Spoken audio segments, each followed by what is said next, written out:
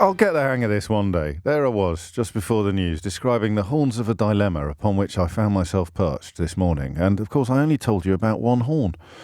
I forgot to tell... Well, I ran out of time, actually, if I'm completely honest with you. And I didn't get round to the other horn. Remarkably, you were ahead of me. Already, Michael's been in touch to say, let's have a giggle with 30p Lee. And Martin, who's in Burton, says, or possibly that's your surname, Martin, I don't know. There's no comma. Please talk about Leanderthal. Please. That's a lot of pleases. And that, of course, was the other horn of the dilemma upon which I found myself. In the deep end, an important conversation about the separation of powers and the imminent immolation, I suspect, of Rishi Sunak's ridiculous Rwanda bill in the House of Lords, who would, of course, only be doing their job. But remember that the current iteration of the Conservative Party is built upon a tidal wave of national self-sabotage. So think back to that Enemies of the People front page on the Daily Mail attacking High Court judges. All of the fundamental platforms of our democracy have come under attack in recent years, while people who claim to be patriots have been cheering it on. So we are on the brink of another grisly example of that epic hypocrisy/ignorance. And speaking of hypocrisy/ignorance, in the shallow end of British politics, there is a conversation to be had about yesterday's hilarious scenes. Culminating for many of you, judging from my social media, culminating for many of you with 30p Lee, or P45 Lee, as perhaps he should be known henceforth. 30p Lee revealing that having spent an awful lot of time bellyaching about how awful the bill was and how he was going to definitely vote against it, because some people laughed at him, he didn't vote against it. I mean, I'm not suggesting for a minute that when we borrowed the great journalist and author Ian Dunt's description of him yesterday, which I've already forgotten, but it definitely contained the word hysterical. I'm not suggesting for a minute that he was listening to the programme and decided to prove it beyond all reasonable doubt. But I don't think I've ever seen such a pathetic display from a parliamentarian since, Nadine Dorries was in front of a select committee. It's quite extraordinary. But even more extraordinary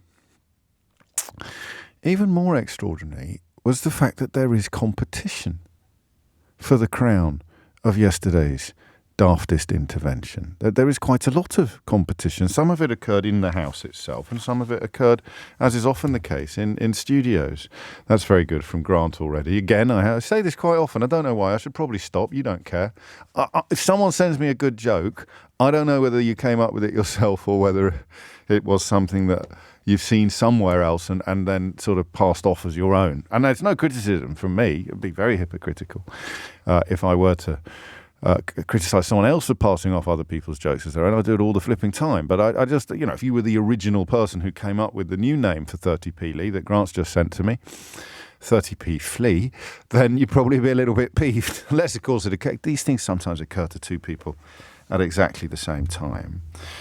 So Therese Coffey deserves a mention. Even by the standards of Therese Coffey, the style with which she soiled herself in the House of Commons yesterday is it's enough to make your Hansard subscription worth the money in one 21-second long clip from the Commons alone. And do you want to know why I'm hesitating? Do you want to know why I'm hesitating? The curse of being an open-minded liberal is that you have to extend the branch of goodwill to almost everybody. Even people who, if you feel that someone is being treated unfairly, then even if they are relatively disgusting individuals who spend their whole lives treating other people unfairly, then, I don't know whether you have this. Grant's been in touch, so he didn't come up with that himself. That's very honest of you, Grant, but you kind of, your original message didn't, anyway. As I say, no criticism from me. If I see someone being treated unfairly, even if it's someone that I don't know if I'm trying to think who might be an exception to this rule. Someone so obviously awful that if I saw them being treated unfairly, particularly if it involved a little bit of snobbery, I would feel compelled to defend them, even though they wouldn't cross the road to defend me or protect me or you in any circumstances whatsoever. I suppose I'm describing footballification and the fact that thankfully the knots around our neck will never be so hard that we become blind to injustice or to unfairness. Because I think that Jacob Rees-Mogg is at least as stupid as Lee Anderson. But because he talks as if he has been granted asylum from the 19th century, people in this country don't notice. It's a terrible indictment of deference and forelock tugging that people will describe. I think that Lee Anderson was described on Radio 4 this morning as the red wall made flesh, as if everybody in the East Midlands is as thick as mince and changes their trumpeted intention to cast a vote one way the moment some other people start laughing at them. I mean, what an insult to the people of Nottinghamshire, to the people of South Yorkshire, I mean, wherever the red wall extends to, the whole of the north, I suppose, the whole of the north and the East Midlands. To describe Lee Anderson as the red wall made flesh is obnoxious, actually, and deeply ignorant, but of course indicative of a journalist class that is so immersed, if you like, in its own echo chambers and personal relationships with politicians that they've departed some time ago from anything that remotely resembles a proper picture of the population. Should all do, I think all broadcasters should do a couple of hours on a proper phone-in every week in order to just at least give themselves a chance of finding out what people out there really think about things. So all the calls we've taken over the years from Yorkshire and Nottinghamshire and elsewhere in the so-called Red Wall make a complete mockery of the idea that 30p Lee speaks for everybody there. But we poke quite a lot of fun at him because he's such an easy target, such an obvious target, and we will be doing so today, do not fear. But Jacob Rees-Mogg is just as stupid and did just as hypocritical a thing yesterday. So I'm going to play you clips of both of them, and then I think I'll throw in a bit of Therese coffee for good measure. And then, unless I have a rush of blood to the head in the next 3 or 4 minutes, I think we might just have a conversation about who had the worst day yesterday. Rees-Mogg, Therese Coffey or 30p Lee Anderson. And I might add Rishi Sunak to that list, actually. Because although he got his bill through Parliament, he's woken up this morning to find himself 27 points behind in the poll. 27 points behind. I think it's time for me to start pointing out that any other leader would be 30 points ahead at the moment. That's a joke, which I'm not going to explain. If you get it, you get it. If you know, you know. So let's listen to 30p first, because, I mean, he is the gift that keeps on giving. But listen to it with, if you would, and you're welcome to tell me that I'm being a bit priggish and shut up and give him the kicking he deserves and stop feeling sorry for him because he gets treated differently from the posh bloke, even though they're both as thick as mince and deeply, deeply hypocritical. That's who I am. That's where I am this morning. But just bear that in mind when you listen to him, well, I don't know, falling apart on live television yesterday. So last night I resigned as a deputy chairman of the Conservative Party. That was a difficult decision, but I think the right thing to do. You know, tonight I was going to vote no. I went into the no lobby to vote no because I couldn't see how I could support the bill after backing all the amendments. I got into the no lobby. I spent about 2 or 3 minutes with a colleague in there. The Labour lot was all giggling and laughing and taking the mick, and I couldn't do it in my heart of hearts. I could not vote no, so I walked out and come out, so I've abstained.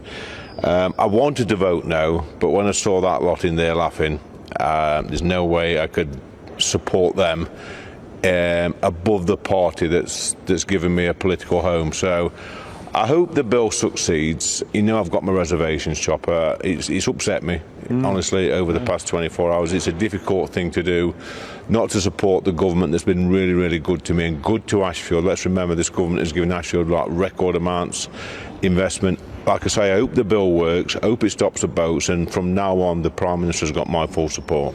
You seem quite crestfallen, Lee. I am. I'm gutted, mate, to be honest with you. It's not a nice thing to do to watch your mates go into one lobby and you go into the other. Like I said, I went into the no lobby to rebel. This is the key word at the moment. But once I saw the Labour lot sniggling, and taking them out. I thought, you know what? But haven't you got a thick skin, Lee Anderson? Come on, I've seen you go toe to toe with the left of the chopper. But at the end of the day, my mates are going in one lobby and I'm in another, and they're taking the.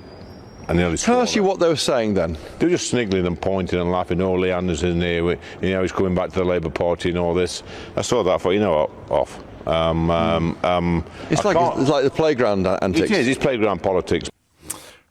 Sniggling. I get fair play to him. We're big fans of people inventing new words on this programme. So there it is. He resigns as Deputy Chairman of the Conservative Party so that he can vote against the bill. But because some people laughed at him, he didn't. That's Winston Churchill's party, that he's talking about.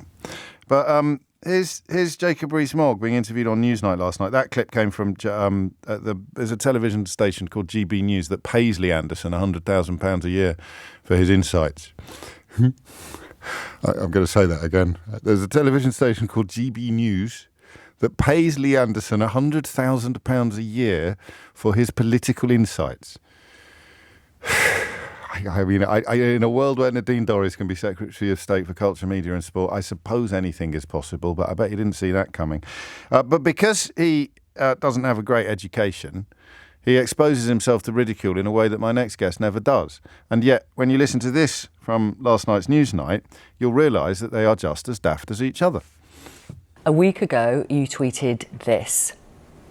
The bill to stop the illegal migration via small boats will not work unless it is amended to remove loopholes. It wasn't amended. Therefore, please let me finish, if I may. It wasn't amended. Therefore, the loopholes, in your view, are still there. And you voted for it. Yes, because it's better than the status quo. I think the difficulty with That's the not bill... what you said 6 days ago on your TV show. The loopholes are still there. But what I said is that the bill will not work with these loopholes in the time available. Now, that bit isn't in the tweet, but that was what I was saying. No, that was the full tweet. But that's what I was saying in the programme, and tweet is a paraphrase of my GB News programme. Thank you for reminding your viewers of it. I can read you the quote, actually, because I watched it all. I watched all that you said 6 days ago. As it stands, this draft of the bill will not stop the boats. Passing an ineffective bill would make the government look hopeless. You think this bill is ineffective, though that's your words. I think there is a risk, and this is the point you raised with the Minister, that this bill will not lead to people leaving fast enough. But that is why that is the lose faith weakness in politics, isn't it? Why, that is the weakness of the bill. No. Because last week you say it's ineffective. You described it as parliamentary wallpaper. You said it won't stop the boats. And this week you vote for it. I vote for it because it's better than what we've currently got. Are you a hypocrite? Because no, of course not. Do you think this bill will now suddenly stop the boats then? I don't think it will work speedily because I think we will have more appeals. Will it stop the boats? It depends on your time frame. I think it's... If you're talking about between now and a general election, I think it is unlikely we will see flights going before an election. Will it stop the boats? If flights go, it will stop the boats. But as I don't think flights will go, I think it will be very difficult to stop the boats without the strengthenings that I was supporting. So it's not going to work, and you voted for it. I hope it will work. Of course you do. Yeah. But you just explained why you think it won't work. I think it's difficult for it to work, yes. And this is an important point. That is the difference between a private education and little or no education. Two identical intellects there, one of them sounding plausible, even perhaps persuasive, and the more deferential you are, the more violently you tug your forelock on a daily basis, the more you will be sitting there thinking now that Jacob Rees-Mogg didn't just get debagged completely and spanked raw by Victoria Derbyshire. If you have any snobbish tendencies, and I think we perhaps all do, you'll think that Lee Anderson humiliated himself, but that Jacob Rees-Mogg somehow didn't. And yet, there it is, two buttocks of the same backside. Who had a worse day? Who's the biggest hypocrite? I suppose you can vote for both of them, but I'm going to open up the phone lines. Turns out sniggle is a word, although I don't think Lee Anderson knew that. It means fishing for eels by putting a baited hook into the holes in which they are hiding. I suppose we sniggle in a way every day, don't we, on this programme? But who's worse? Who's the biggest hypocrite? Jacob Rees-Mogg, who tried to lie about his hypocrisy there to Victoria Derbyshire, or Lee Anderson, who at least was honest when he admitted that he had completely abandoned the principles, the so-called principles that he resigned over because some big boys laughed at him yesterday in the House of Commons. Who's worse? Jacob Rees-Mogg, who's lied about his hypocrisy, or Lee Anderson, who has explained his hypocrisy as being a response to some mean people laughing at him? I want you to ring 0345 6060973. I want you to tell me who is worse, Anderson, Rees-Mogg, or a dead heat. And the question is based upon the fact that Jacob Rees-Mogg lied about his hypocrisy and tried to lie also about what he'd actually done and what he'd actually said. That's something that he does very smoothly, very casually, very lugubriously with that ludicrous confected patrician drawl. Or Lee Anderson, who has rendered himself ridiculous again, but who, and I can't quite believe I'm saying this, deserves at least some credit for telling the truth. He explained that he made an absolute wombat of himself because he's so thin-skinned he couldn't cope with people laughing at him. And that's almost moving, isn't it, in its simplicity and honesty? Why did you resign as Deputy Chairman of the Conservative Party? Because I want to vote against a bill. Why didn't you vote against the bill? Because some people laughed at me. Who's worse? Hit the numbers now, you will get through. And I'll throw you a bit of Therese coffee after this, I promise. 0345 6060 973. Hit the numbers now, you will get through.